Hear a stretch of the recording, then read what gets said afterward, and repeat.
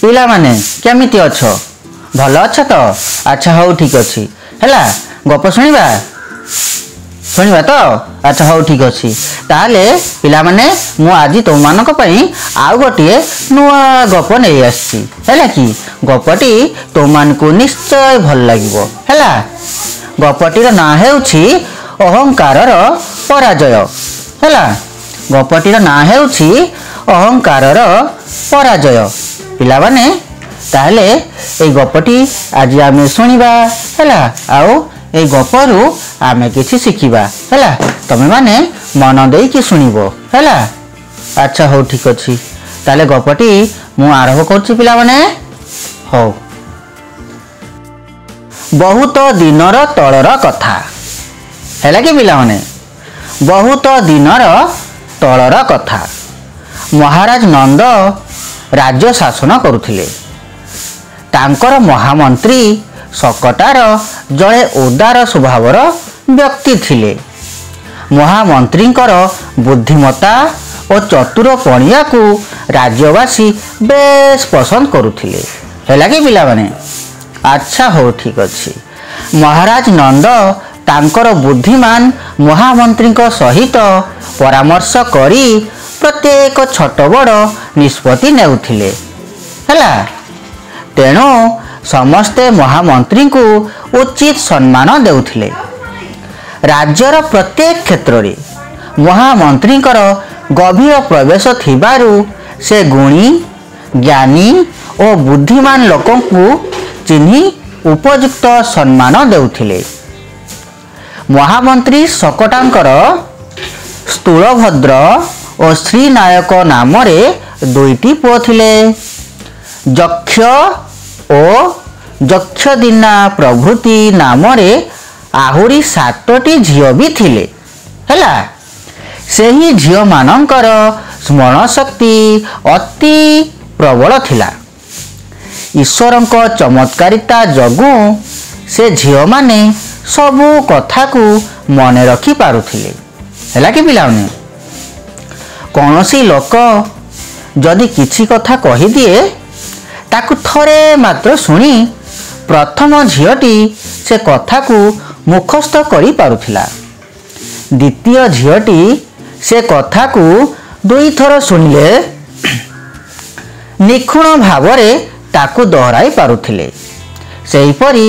तृतीय झियोटी से कथा को 3 थर सुनिया परे एवं चतुर्थ झियोटी 4 थर सुनिया परे पुणी सेहीपरि सप्तम झियोटी 7 थर सुनिया परे से कथा को ठीक अविकल नकल करी दोहराई पारुथिले हैला कि पिला माने नंद राजांक दरबार रे कवि बररुचि भी रहुथिले से जणे प्रभावशाली कवि थिले तांको उपरे प्रसन्न होई राजा तांकु कवि सम्राट उपाधि रे घोषित करिथिले कवि बररुचि जणे भल पंडित थिले सत किंतु से थिले भारी अहंकारी अन्य कवि मानकु जेतेबेले इच्छा से अपमानित करि पकाउथिले जेहेतु से राजांकर कृपार पात्र तेणु तांकु केही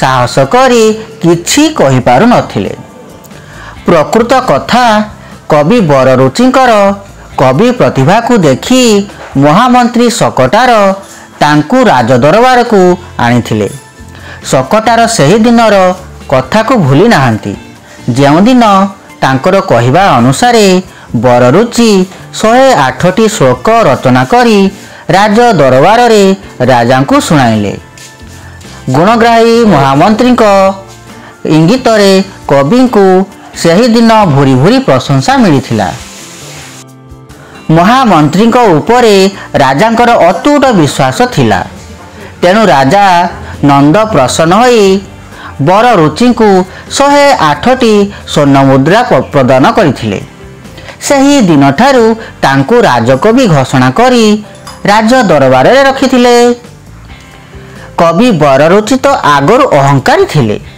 से गुणग्राही महामंत्रींकर उपकार को भूली जाई दिन को दिन आहुरी अहंकारी होई चलले ସେ ନିଜକୁ ନିଜେ କବିମାନଙ୍କର ମୌଡ଼ମଣି ବୋଲି ଭାବୁଥିଲେ।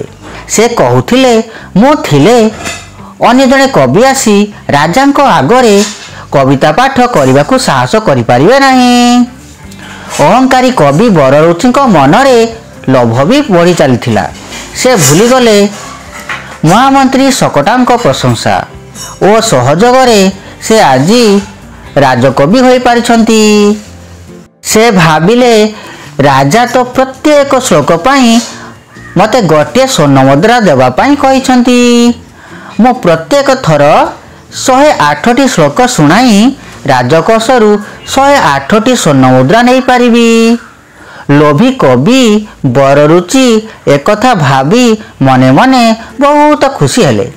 ତା ପରଦିନ ଠାରୁ ବରରୁଚି 108ଟି ଶ୍ଲୋକ ଶୁଣାଇ ରାଜକୋଷରୁ 108ଟି ଲେଖାଏଁ ସ୍ୱର୍ଣ୍ଣ ମୁଦ୍ରା ନେଇ ଚାଲିଲେ।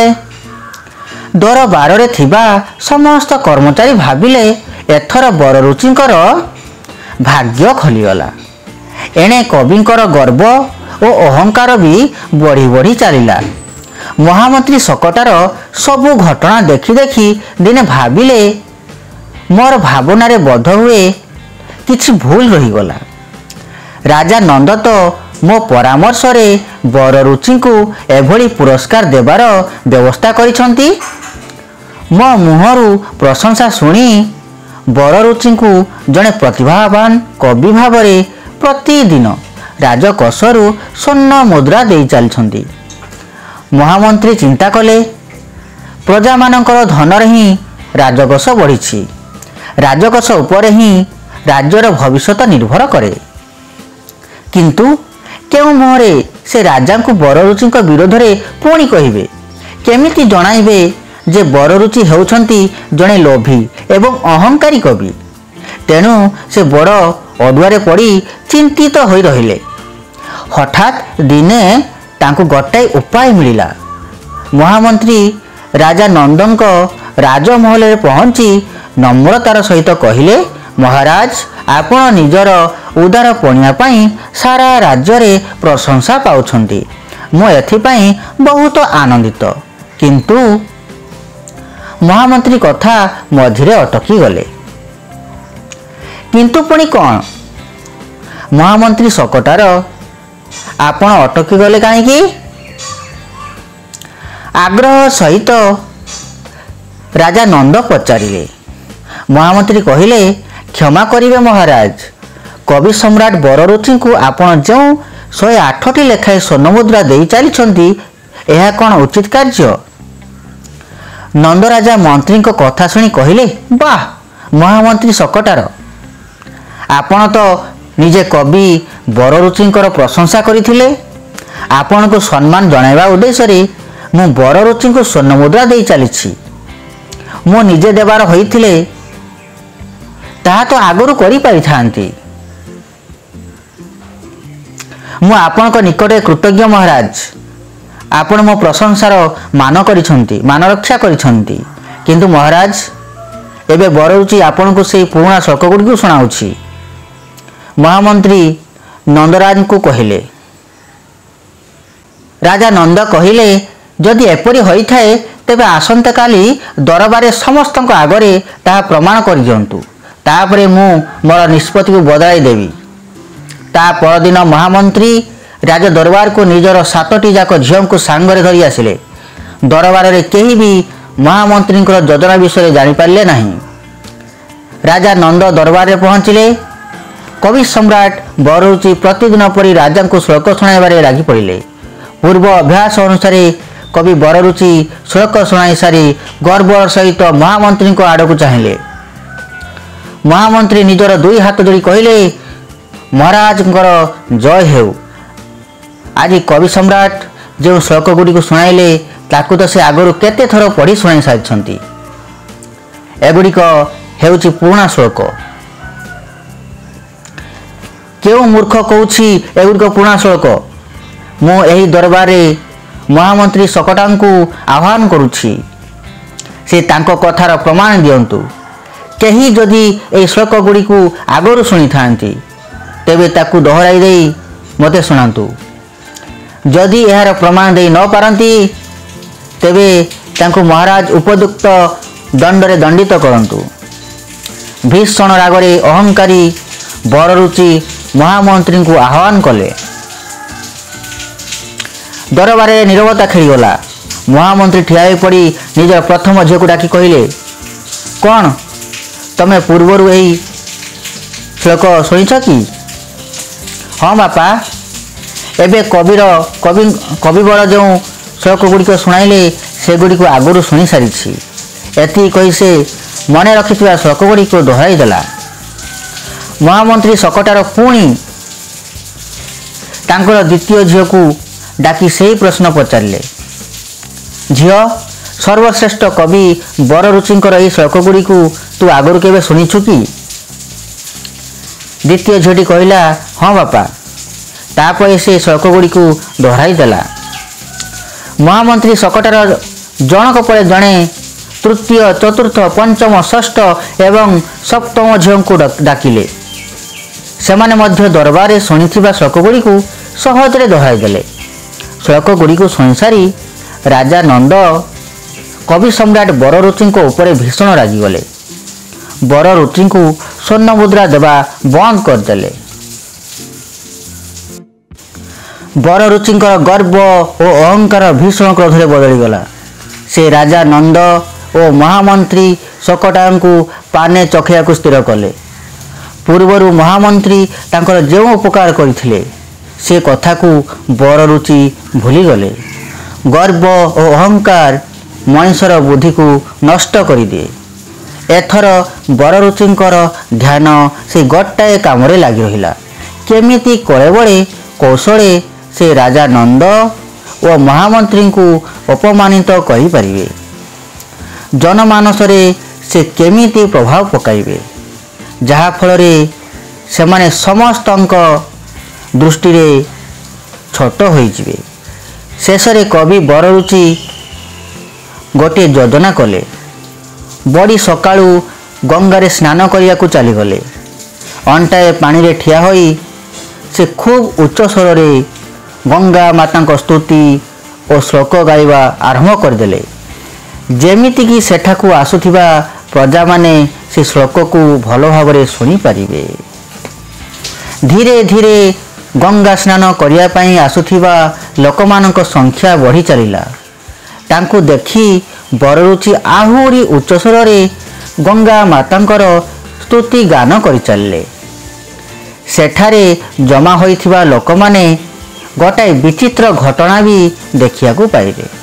हैला कि पिला माने, गंगा मातांक स्तुति शेष हेबा परे गंगा जल भितरु गोटाए हाथ ऊपर को उठिला।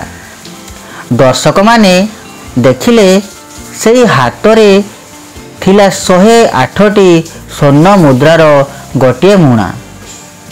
बररुचि उच्च स्वर रे गंगा मातांकर जयध्वनि देई से स्वर्ण मुद्रा मुणिटी को उठेई आनिले।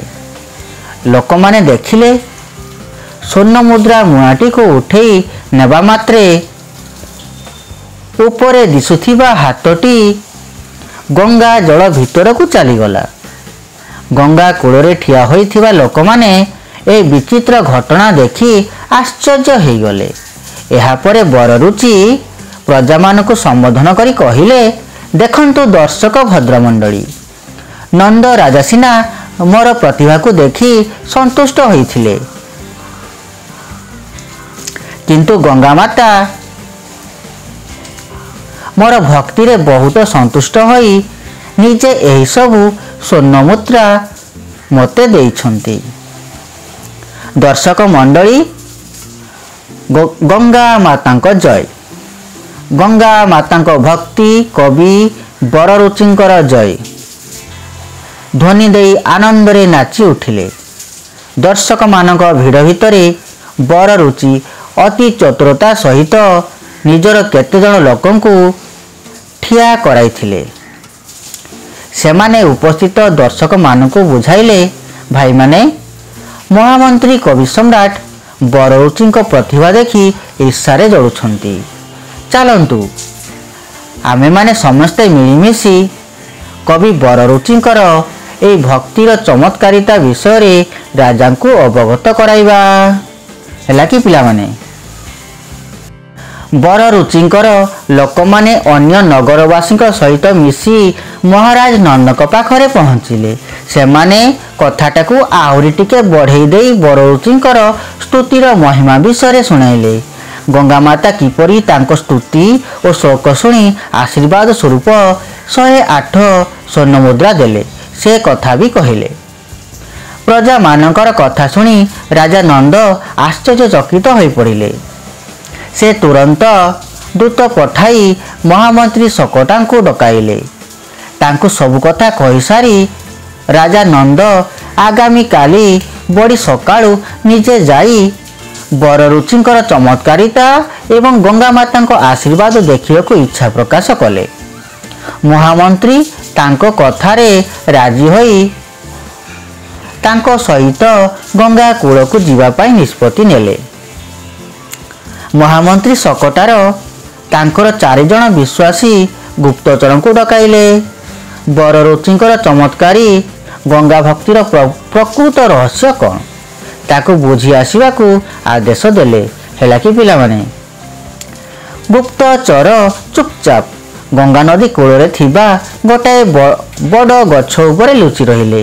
ସେମାନେ ଏମିତି ଭାବରେ ବସିଲେ ଯେମିତିକି ବର ରୁଚିଙ୍କର ଗଙ୍ଗା ସ୍ତୁତି କରିବା ଜାଗାଟି ଭଲ ଭାବରେ ଦେଖାଯାଇପାରିବ। ହେଲା, ରାତି ବଢ଼ି ବଢ଼ି ଚାଲିଥାଏ। ଚାରିଆଡ଼ ସୁନସାନ, ଗଭୀର ଅନ୍ଧକାର।